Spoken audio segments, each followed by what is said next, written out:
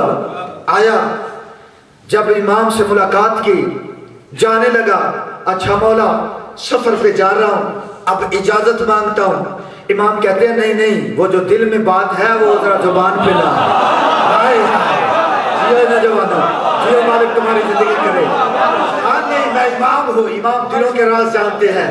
ہم مانتے ہی ان کو ہیں کہ جو دلوں کے راز جانتے ہیں، ہم ان کو نہیں مانتے جو میدان سے بھاگ کے گھر کی دہلیز پہ بیوی کو پوچھتے ہوں بہن یہ راستہ کہاں؟ ہم ان کو مانتے ہیں، ہم نے ان کو پیشوا نہیں مانا۔ سارے مل کے آخری بندے تک نعرہ حیدری۔ فرمایا جو دل میں ہے نا وہ زبان پہ لے کے آ۔ مولا وہ تھوڑی سا رزق کی کمی ہے، مفلسی ہے، فرمایا رزق بڑھا دوں؟ فرمایا نوازش ہے مالک آپ کی، سب دیا ہوا آپ کا، وہ جو آپ کی کنیز ہے نا میرے گھر میں، وہ مولا اچھا ٹھیک ہے، وہ جوتی پڑی ہوئی ہے، ساتھ دو گے؟ ساتھ ساتھ رہنا ہے، چھوڑنا نہیں ہے۔ فرمایا وہ جوتی پڑی ہوئی ہے، وہ اٹھا لے جا۔ اس نے جوتی اٹھائی، سر پہ رکھی، معصوم کی جوتی کو سر کا تاج بنایا۔ جن کے دلوں پہ ولایت کا تاج بچھا ہوا ہے وہ سر اٹھانا۔ جب جوتی کو سر پہ رکھا، سفر پہ جا رہا ہے، جنگل سے گزر ہوا، سامنے سے ایک بندے نے دیکھا، معروف کرخیس کا نام ہے، دیکھ کے کہتا ہے بندہ عقل مند لگتا ہے، پاؤں میں پہنے والی چیز ہے، سر پہ رکھی ہوئی ہے، چلو پوچھتے ہیں، ادھر آ ادھر آ، یہ سر پہ کیوں رکھی ہے، پاؤں میں کیوں نہیں پہنتا؟ فرمایا میری ہو تو پہنوں۔ جو ہے غور کرنا ذرا، میری ہو، آخری حلالی تک فرمایا میری ہو تو پہنوں۔ کس کی ہے؟ 8ویں تاجدار کی، امام زمانہ کی، 8ویں بادشاہ کی، امام رضا بادشاہ کی۔ اچھا دیکھ کے کہتا ہے بیچنی ہے؟ یہ تو بات میں نے آپ کو سنانی تھی۔ جب کہا نا بھائی مومن بیچنی ہے، دل میں اس نے سوچا کہ چلو ضرورت تو مجھے پیسوں کی تھی، مانگے تو مولا سے پیسے تھے، مولا نے نالائن دی ہے، چلو بیچ دیتے ہیں۔ فرمایا بیچنی ہے تو کیا لوگے؟ فرمایا یہ تو تیرے ہاتھ میں 70 اونٹوں کی قطار کی رسی ہے، یہ مجھے دے دے۔ اب جرا اس کے ہاتھ میں جو 70 اونٹوں کی قطار میں کیا تھا؟ لدے ہوئے اونٹ، عنبر و کستوری سے لدے ہوئے۔ معروف کرخی نے سوچا نہیں، خدا کے لیے جب آ گئے ہو وہ بابا ان کو سوچا نہیں جاتا، سوچنے والے شیطان ہوتے ہیں، ماننے والے حبدار ہوتے ہیں، سوچا نہیں۔ فرمایا جو تیرے ہاتھ میں رسی ہے، معروف کرخی نے سوچا نہیں، فوراً وہ رسی 70 اونٹوں کی لدے ہوئے قطار عنبر و کستوری سے اس کے ہاتھ میں دی۔ 8ویں بادشاہ کی نالائن کو پکڑا، سر کا تاج بنایا، سیدھا پہنچا امام کی بارگاہ نے۔ امام نے دیکھا، دیکھ کے کہتے ہیں یہ جوتی تو میں نے دی تھی، کس سے لی؟ فرمایا جنگل میں ایک مل گیا تھا، کیا دیا؟ فرمایا مولا 70 اونٹ لدے ہوئے عنبر و کستوری سے۔ امام دیکھ کے کہتے ہیں غریب کو تو نے جنگل میں لوٹ لیا ہے۔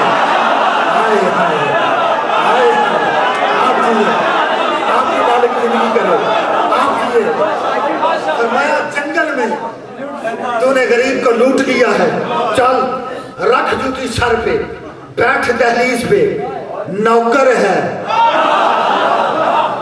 جوتی رکھ سر پہ، بیٹھ دروازے پہ بیٹھا ہے، جوتی ہے سر پہ، کام کرتا ہے، نالائن ہے سر پہ، جو بھی کام آتا ہے نالائن سر پہ، اپنی دستار میں نالائن امام کی سجا کے بیٹھا ہے، نماز کا ٹائم ہوتا ہے، جوتی ہے سر پہ، قیام کرتا ہے، جوتی سر پہ، رکوع میں جاتا ہے، نالائن ہے سر پہ۔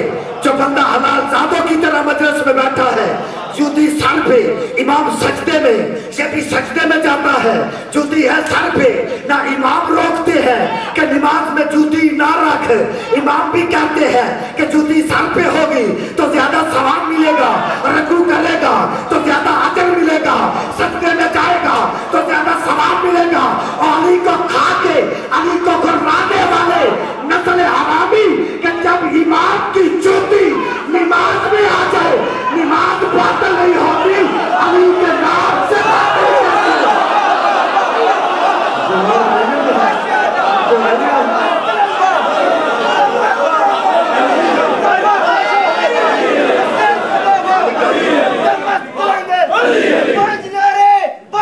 قدیم بنا کے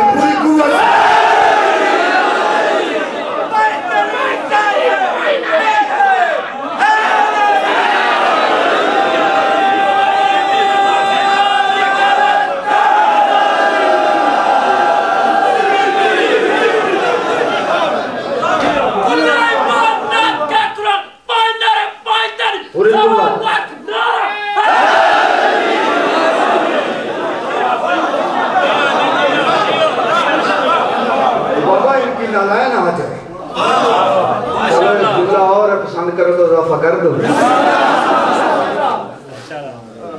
آپ کے پہلے امام کو ضرب لگی، فضائل کا جملہ کہنے لگا، 19 ماہ رمضان کو ضرب لگی، امام حسن بادشاہ مسجد میں آئے، بابا کا سر گود میں رکھا، کپڑوں پہ بھی خون، مصلے پہ بھی خون، مسجد میں بھی خون، امام دیکھ کے کہتے ہیں حسن بیٹا مجھے گھر بعد میں لے کے جانا، پہلے جماعت کرا،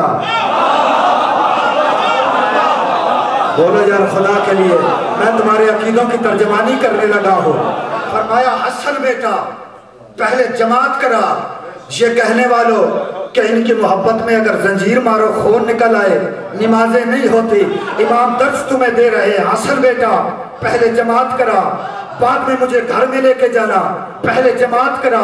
میرے مولا امام حسن نے صبح کی 2 رکعت کی جماعت کروائی، مسجد میں خون، مصلی پہ خون، امام مولا حسن کے جسم پہ خون، لباس میں خون، جاؤ کوئی مفتی اپنی مرضی کا اپنی پسند کا مولوی لے کے آؤ جو لکھ کے یہ تحریر دے دے کہ جو امام حسن نے نماز پڑھائی تھی،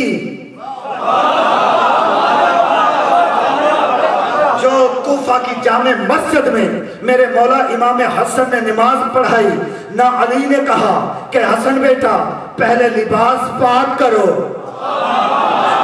پھر نماز پڑھانا، اسی خون بھرے لباس سے میرے مولا حسن نے فجر کی نماز پڑھائی، سب نے پیچھے پڑھی، اور میں کہتا ہوں غیرت میں غیرت مند ہے تو پھر چلو پر پانی لے کے تجھے ڈوب کے مر جانا چاہیے، اس ماں کو گالیاں نہ دعا کہ جس نے تجھے پیدا کیا ہے تیرا قصور ہے، ماں کو درمیان میں لے کے آ رہا ہے۔ میں کہتا ہوں جب ان کا خون نماز میں آ جائے نماز باطل نہیں ہوتی، تیری نام سے باطل کیسے ہوتی ہے؟ اور آئیے نہیں خون بھرے کپڑوں سے نتیجہ دینے لگا، کافی وقت ہو گیا، پاک علی علیہ السلام کی جتنے ماننے والے بیٹھے ہو سانسوں کی ڈوریاں ختم ہو جائیں، ان کے قصیدے ختم نہیں ہوتے، کہتے ہیں جی کیا کیا جائے؟ دیکھو میں بار بار یہ لفظ کہہ رہا ہوں کہ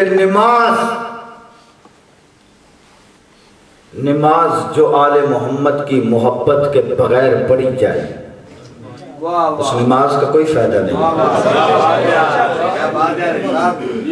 نماز صرف ہے ہی آل محمد کی محبت والی، جس نماز میں آل محمد نہیں ہے وہ نماز نہیں، وہ تیری شرعی ٹریننگ ہے۔ جس نماز میں علی نہیں وہ نماز نہیں۔ کتابیں بھری پڑی ہیں، سب سے بڑے مجتہد روح اللہ خمینی سر الصلاۃ ان کی نماز، کتاب کا ذہن میں رکھ لینا، سر الصلاۃ کتاب ہے ان کی، انہوں نے بھی لکھا ہے کہ نماز علی ولی اللہ کے بغیر نماز نہیں۔ پسند کے مولوی ڈھونڈ لو، پھر انشاءاللہ اسی کے بات ہوگی۔ یہ نہیں ہے کہ نماز پڑھنی نہیں ہے، نماز کے بغیر چارہ نہیں۔ کچھ لوگوں کے ذہن میں ہوتا جی امام حسین علیہ السلام نماز بچانے کربلا گئے تھے۔ نہیں میرا دوست، نماز کے لیے نہیں گئے تھے۔ میں یہاں پڑھنے کے لیے آؤں، باہر بیٹھا ہوا سبیل کر رہا ہوں، سبیل کرتے ہوئے مجھے کوئی مومن دیکھ لے، جی مولانا تو مجلس پڑھنے آئے تھے، سبیل کر رہے ہیں۔ ٹھیک ہے، پڑھنے مجلس آیا، سبیل کی ہے، میں مجلس کے لیے آیا ہوں لیکن راستے میں سبیل کی ہے۔ تو امام حسین علیہ السلام نے نماز بھی بچائی نہیں، نماز کو بھی بچایا ہے، نماز کو بھی بچایا ہے، صرف نماز نہیں، مقصد اور تھا، وہ انشاءاللہ کسی مجلس میں عرض کروں گا۔ وہ جو میں نے آیت قرآن کی آپ کے سامنے رکھی ہے کہ خالق فرما رہا ہے وَمِنَ النَّاسِ مَنْ يَشْرِي نَفْسَهُ ابْتِغَاءَ مَرْضَاتِ اللَّهِ وَاللَّهُ رَءُوفٌ بِالْعِبَادِ۔ پڑھتے پڑھتے آگے چلا گیا، وقت گزر گیا، اس کی تشریح نہیں کر سکا، پھر انشاءاللہ کل تفصیل اس کی عرض کروں گا۔ اگر ایک جملہ اپنے دوسرے بادشاہ کی عظمت کا آپ کے سامنے رکھو، آپ پریشان تو نہیں ہو جائیں گے؟ سب کی مرضی ہے سننے کی، جن کی مرضی ہے، جس طرح نبی اور علی غدیر میں بلند ہوئے تھے، دشمن جلے تھے، مومن کھلے تھے، اس طرح چہروں کو مسکراتے ہوئے دل کی پوری قوت سے غدیر بنا کے نجات آواز پہنچانے کے لیے آخری حلالی تک، تاکہ پتہ چلے سارے حلالی آج بیٹھے ہوئے ہیں، پوری قوت سے مل کے نعرہ حیدری۔ ایک منٹ ہے، ساری مجلس ایک طرف، یہ جملہ ساری مجلس سے الگ ہوگا، ساری تھکنے اتر جائیں گی، گھر جاتے تک دعائیں دو گے کہ بادشاہ ہوتے تو ظاہر ہے جہاں سے میں نے بات شروع کی تھی، یہ امتحان لینے کے لیے عجیب و غریب کام کرتے ہیں۔ ایک بادشاہ کو بھی ایسے گمنڈ آ گیا، دنیا کا بادشاہ تھا، اس نے کائنات کے بادشاہ کو دعوت بھیجی، دوسرے بادشاہ کو، امام حسن مجتبیٰ کو، امام صبر کبا کو، کہ آؤ کچھ مسئلے ڈسکس کرنے ہیں، کچھ باتیں پوچھنی ہے، آؤ آؤ۔ جب امام چلے، نانا محمد کا تاج سر پہ رکھا، دستار کو سر پہ رکھا، نالائن پہن کے وارث کائنات خرامہ اپنے گھر سے نکلے۔ اس نے پروگرام یہ بنایا کہ آج امام کی نعوذ باللہ توہین کرنی ہے، امام کا احترام نہیں کرنا، کہ آج امام کے سامنے کس طرح توہین کی جائے، جس طرح لوگ توہین کرنے کے منصوبے بناتے ہیں، انہوں نے بھی بنایا۔ ایک بندے نے کہا مشورہ میرا بہت قابل داد ہے، پسند آئے تو پھر انعام لوں گا، چونکہ حسن کا بابا جو خود مزدوری کرتا ہے، وہ جب کہیں گے کہ میرے بابا کے اتنے جگیریں تھی، اتنے محال تھے، اتنی دولتیں تھی، امام کمزرفی کا شکار ہو جائیں گے، وہ پریشان ہو جائیں گے، تو ہم اسی طرح تذلیل نعوذ باللہ کر لیں گے۔ یہ انہوں نے منصوبہ بنایا، توجہ ہے آپ کی؟ بہت میں جلدی سفر طے کرنے لگا ہوں، سفر طویل ہے، منٹوں میں سفر میں نے طے کر لیا ہے۔ امام جیسے ہی پہنچے ہیں دربار میں، چونکہ میرے سید کا یہ جملہ ہے، دربار ان حکمرانوں کے ہوتے ہیں، ہمارے معصومین کی بارگاہیں ہوتی ہیں۔ جیسے امام ان کے دربار میں پہنچے، اس کمینے نے سیاسی طور پہ استقبال کیا، امام وہاں آ کے بیٹھے جہاں امام کو بیٹھنا چاہیے تھا، امام وہاں بیٹھے جہاں بیٹھنا چاہیے تھا، امام وہاں آ کے بیٹھے جہاں پہ بیٹھنا چاہیے تھا۔ ایک بندہ دربار کے کونے سے اٹھا، اس نے کہا دوسرے کو کہا کہ میرے دادا کو جانتے ہو، میرے باپ کو جانتے ہو؟ دوسرا کہتا ہے کون سے کو؟ جو بندے حاضر ہو مجلس میں، جو حاضر ہو اپنی سوچ کے سمندر سے باہر نکلا، وہ کہتا ہے میرے باپ کو جانتا ہے۔ اور یہ نہیں تم دیکھتے راویوں کے نام، ابن کثیر، کیا مطلب ہے اس کا؟ کثیر کا بیٹا، ابن مسافر،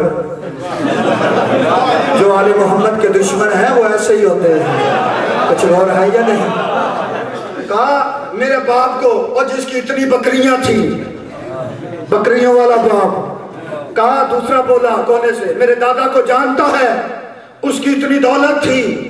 تیسرا اٹھا میرے باپ کو جانتا ہے، اس کی اتنے محال تھے۔